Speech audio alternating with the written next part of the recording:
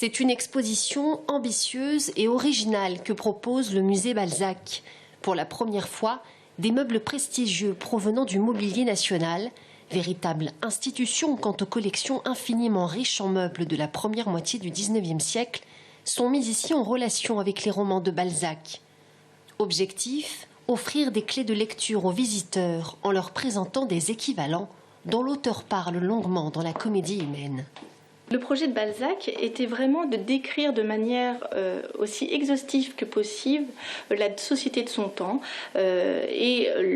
sa grande méthode était à chaque fois d'abord de nous présenter le cadre dans lequel vivaient ces personnages et puis ensuite d'arriver aux personnages. Mais on s'aperçoit bien que le cadre est extrêmement révélateur chez Balzac du caractère ou du destin de ces personnages.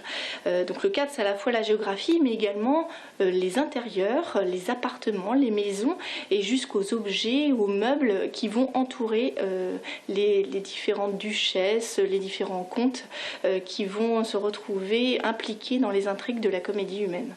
Les œuvres de Balzac sont ainsi une véritable mine d'informations qui renseignent sur les arts décoratifs. Si l'exposition s'intitule Balzac, architecte d'intérieur au pluriel, c'est bien parce que ces meubles renseignent également sur l'intériorité et l'état émotionnel des héros du romancier.